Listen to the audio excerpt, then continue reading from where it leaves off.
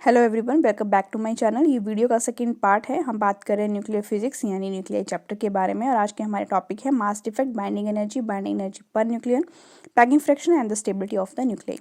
सबसे पहले बात कर लेते हैं हम मास डिफेक्ट की। तो मास डिफेक्ट में हमें प्रीवियस वीडियोज़ में हमने पढ़ा है कि कोई भी एलिमेंट को हम किस तरीके से डिफाइन करते हैं, एक्स जेड ए।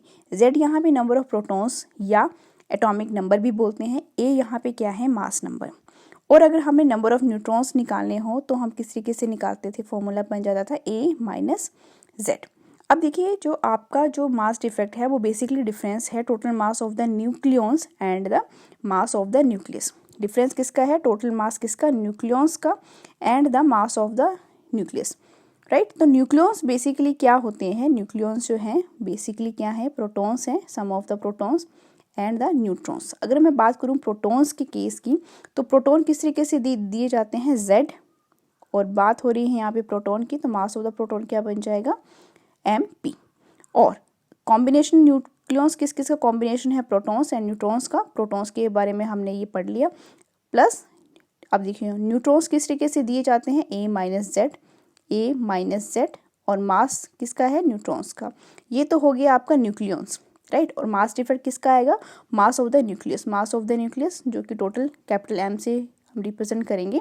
तो ये जो क्वांटिटी है ये आपको क्या बताती है, मास डिफेक्ट के बारे में। नेक्स्ट है बाइंडिंग एनर्जी। तो बेसिकली बाइंडिंग एनर्जी क्या है, बाइंडिंग एनर्जी वो एनर्जी है जो कि किसी भी न्यूक्लियस या न्यूक्लियॉन को न्यूक्लियस में बांध के रखती है, राइट। और सेकंड डेफिनेशन इसकी ये भी है कि जितनी एनर्जी रिक्वायर होती है न्यूक्लियस को फॉर्म करने के लिए, और न्यूक्लियस जो है हम इन्फिनिटी पॉइंट से भी लेकर आ सकते हैं, राइट। तो बेसिकली बाइंडिंग एनर्जी क्या है आपकी, it is the basic energy जो बाइंड करती है आपके, जो ये आपका न्यूक्लियस है, राइट, ये आपका न्यूक्लियस है, और जो यहाँ पे न्यूक्लियॉन्स हैं आपके, number of protons and neutrons जो हैं उनको बांध के रखती है। तो इस एनर्जी को हम बोल देते हैं binding energy. Basically binding energy equivalent होती है आपकी किसकी, मास डिफेक्ट की। तो मास डिफेक्ट सी स्क्वायर। अब देखिए यहाँ पे जो आपका, यहाँ पे अगर आपको मास दिया गया हो एटॉमिक मास यूनिट में, तब आपकी जो बाइंडिंग एनर्जी रहेगी वो क्या रहेगी, mass defect multiply by 931.5 mega electron volt. Binding energy per nucleon, basically ये रेशो है किस किस के बीच में, बाइंडिंग एनर्जी और किसके बीच में, आपके मास नंबर के बीच में। और ये क्वांटिटी आपको क्या बताती है, स्टेबिलिटी ऑफ द न्यूक्लियस। और इस क्वांटिटी को हम बाइंडिंग फ्रैक्शन भी बोलते हैं, राइट। अब नेक्स्ट है आपके पास packing fraction of the nucleus. Packing fraction of the nucleus basically ये क्या है, mass defect per each nucleon, right. और ये फॉर्मूला है इसका, mass defect per each nucleon.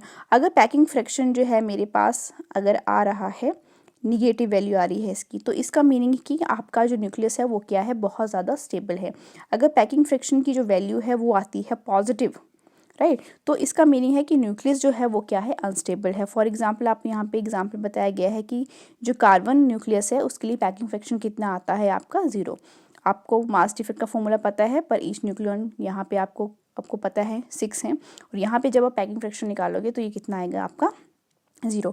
Basically packing fraction जो है एक तरीके की बेसिक प्रॉपर्टी है, फंडामेंटल प्रॉपर्टी है न्यूक्लियस की, जिससे हमें क्या क्या पता लगता है। एक तो हमें पता लगता है कि न्यूक्लियस की स्टेबिलिटी के बारे में, कि वो स्टेबल है या अनस्टेबल है। सेकंड, हमें ये पता लगता है कि हमें जो है न्यूक्लियर एनर्जी जो है, ठीक है, कितनी चाहिए किसी भी न्यूक्लियन को बांध के रखने के लिए, right. Variation of the binding energy per nucleon with the mass number.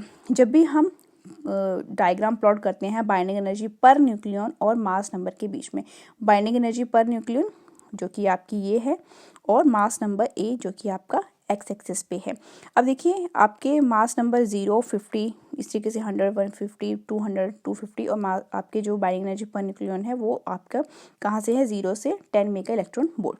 अब देखिए स्टार्टिंग जो फर्स्ट पॉइंट जो है इस ग्राफ का, देखिए यहाँ पे क्या हो रहा है, बाइंडिंग एनर्जी एकदम से क्या हो रही है, इंक्रीज हो रही है। तो फर्स्ट स्टेप इसका यही है कि बाइंडिंग एनर्जी पर न्यूक्लियन पहले क्या करती है, इंक्रीज करती है, और फिर डिक्रीज करती जाती है जब आपके मास नंबर क्या होते हैं, इंक्रीज होना शुरू हो जाते हैं। देखो यहाँ पे अगर मास नंबर सिर्फ ये वाला रीजन है, तो यहाँ पे मास नंबर इतने ज़्यादा इंक्रीज नहीं हुए हैं, ठीक है, 0 से यहाँ पे कितना होगा 25 होगा यहाँ पे। तो यहाँ पे एकदम से पहले क्या करेगी बाइंडिंग एनर्जी पर न्यूक्लियन, क्या करेगी इंक्रीज़ करेगी, और फिर जैसे जैसे आपका जो ये मास नंबर है ये क्या होते गए इंक्रीज़ होते गए, तो यहाँ पे बाइंडिंग एनर्जी यहाँ पे मैक्सिमम वैल्यू पे पहुँची, और फिर धीरे धीरे क्या स्लोली क्या करना कर दिया इसने, डिक्रीज़ करना शुरू कर दिया। ये तो हो गया फर्स्ट पॉइंट। अब देखिए सेकंड पॉइंट है, यहाँ पे दो वैल्यूज पूछी जाती हैं, maximum value and the minimum value of the binding energy per nucleon. तो minimum value binding energy per nucleon की वो होती है 1.1 मेगा इलेक्ट्रॉन वोल्ट, और वो किसके लिए होती है, हाइड्रोजन 1H2 के लिए, राइट। ग्राफ में देखो जो आपका ये वाला है मिनिमम ये है, देखो सबसे मिनिमम यही है, मैक्सिमम यहाँ पे किसकी आ रही है, आयरन की आ रही है, उसके बाद धीरे धीरे क्या कर रही है, ये डिक्रीज करती जा रही है। तो मिनिमम वैल्यू किसके लिए है, 1H2 हाइड्रोजन के लिए है, और जो मैक्सिमम वैल्यू है बाइंडिंग एनर्जी पर न्यूक्लियन की वो किसके लिए है, आपकी आयरन के लिए है, राइट। अब for most of the nuclei, जो जितने भी आपके यहाँ पे आपको न्यूक्लियाई दिख रहे हैं, ये देखिए जितने भी न्यूक्लियाई हैं यहाँ पे, तो जो रेंज है, अब देखो रेंज कहाँ से कहाँ है आपकी, यहाँ से लेके यहाँ तक है, ये रेंज है और एक ये रेंज है, यहीं पे आपके मैक्सिमम नंबर ऑफ न्यूक्लियाई क्या कर रहे हैं, अगर कर रहे हैं, ये ऑक्सीजन है, ये है, इस तरीके से सब। और यहाँ पे जो वैल्यू है मोस्ट ऑफ द वो कि कहाँ से कहाँ लाई करती है, 7.5 मेगा इलेक्ट्रॉन वोल्ट से 8.8 मेगा इलेक्ट्रॉन वोल्ट तक, राइट। ये जो वैल्यू है, ये जो रीज़न आपको यहाँ पे शो हो रहा है, राइट। नेक्स्ट क्या है, नेक्स्ट जो पॉइंट है वो है आपका over the wide range of average binding energy per nucleon. अगर वाइड रेंज की बात करें तो आपकी जो वैल्यू है बाइंडिंग एनर्जी पर न्यूक्लियन की वो कितनी रहती है, 8 कहाँ पे है, यहाँ पे है, और यहीं पे जो है आपकी क्या कर रही है, वाइड रेंज जो है बाइंडिंग एनर्जी पर न्यूक्लियन की जो मैक्सिमम वैल्यू है वो कितनी रह रही है, मोस्ट ऑफ द न्यूक्लियाई के लिए कितनी रह रही है, वो 8 मेगा इलेक्ट्रॉन वोल्ट। अगर मास नंबर जो है वो इंक्रीज हो जाए, ए मीन्स जो है ग्रेटर देन क्या हो जाए 56, मीन्स अगर आपके ये वाला रीजन ये कितना है आपका 75 है, इस रीजन के आगे आपका न्यूक्लियर फ्यूजन पॉसिबल होता है, राइट। और अगर ए जो है आपके लेस देन 20 है, ये 25 है, और इस रीजन, तो इस वाले रीजन में आपका जो है न्यूक्लियर फ्यूजन क्या होते हैं। अब देखिए न्यूक्लियर फ्यूजन हो चाहे न्यूक्लियर फ्यूजन हो, दोनों में क्या रिलीज होती है आपकी एनर्जी, ठीक है। तो आपसे क्वेश्चन ये भी पूछा जाता है कि न्यूक्लियर फ्यूजन जो है कब पॉसिबल होता है या न्यूक्लियर फ्यूजन कब पॉसिबल होता है, तो आपको ये मास नंबर की जो रेंज है वो याद होनी चाहिए। नेक्स्ट है, बात करते हैं स्टेबिलिटी ऑफ द न्यूक्लियस। अब देखिए स्टेबिलिटी हमने देखी, हमें बाइंडिंग एनर्जी पर न्यूक्लियन से भी स्टेबिलिटी पता लग रही थी, पैकिंग फ्रैक्शन से भी हमें बाइंडिंग एनर्जी पर न्यूक्लियन की वैल्यू जो है पता लग रही थी। तो स्टेबिलिटी जो है न्यूक्लियस की ये एक इम्पॉर्टेंट पैरामीटर है जो कि हमें न्यूक्लियस और उसकी प्रॉपर्टीज़ के बारे में बहुत ज़्यादा एक्सप्लेन करता है, ये उसके बारे में बताता है। बाइंडिंग एनर्जी पर न्यूक्लियन जो है वो इनडायरेक्ट मेथड है, इनडायरेक्ट मेजर है किसी भी न्यूक्लियस की स्टेबिलिटी को बताने में। और जो आपका पैकिंग फ्रैक्शन है वो क्या है, वो डायरेक्ट मेथड है, राइट। जितने भी आपके स्टेबल न्यूक्लियाई हैं, जितने भी स्टेबल न्यूक्लियस हैं, उनके पास हमेशा ज़्यादा बाइंडिंग एनर्जी पर न्यूक्लियन रहेगी। अगर मैं बात करूँ यहाँ पे जिस तरीके से अगर हम बात कर रहे थे फिजन के बारे में, ठीक है, तो फिजन कहाँ पॉसिबल था आपका, यहाँ पे पॉसिबल था इस वाले रीजन में, ठीक है। अगर ए मैं इस रीजन से भी आगे चली जाऊँ, ए ग्रेटर देन 200, ठीक है, तो यहाँ पे जो हैवी न्यूक्लियस होगा वो क्या होगा, एक बड़ा सा न्यूक्लियस है वो क्या हो जाएगा, स्मॉल 2 पीसेस में कन्वर्ट हो जाएगा with the release of the energy. Fusion कब होगा, जब आपका ए जो है लेस देन रहेगा 20 के साथ, ठीक है, ठीक है। तो यहाँ पे क्या करेगा फ्यूजन, जो एक 2 स्मॉल पार्टिकल हैं ये क्या फ्यूज़ करके बड़ा पार्टिकल बना देंगे with the release of energy. अब यहाँ पे देखिए बाइंडिंग एनर्जी पर न्यूक्लियन के बारे में बात कर रहे हैं हम, बाइंडिंग एनर्जी पर न्यूक्लियन के बारे में बात कर रहे हैं। बाइंडिंग एनर्जी पर न्यूक्लियन जो है, अगर मैं बात करूँ यहाँ पे आयरन की, ठीक है, तो इस रेंज से आगे जो है बाइंडिंग एनर्जी पर न्यूक्लियन क्या करती जाती है, डिक्रीज करती जाती है। क्यों, क्योंकि यहाँ पे क्या होने लग पड़ता है, long range of the coulomb forces, वो वहाँ पे इफेक्ट आ जाता है।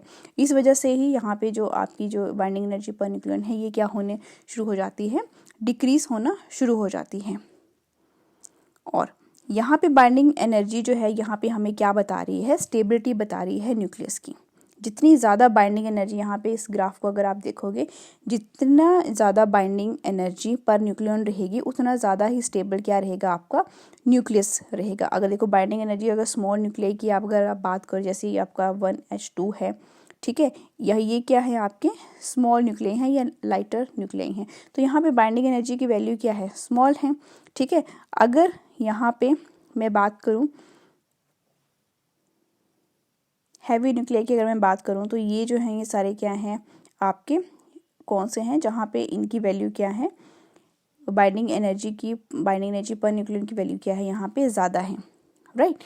तो ये क्या है, आपके हैवी न्यूक्लियस हैं, right. So this is all for today. Like share and subscribe for more videos.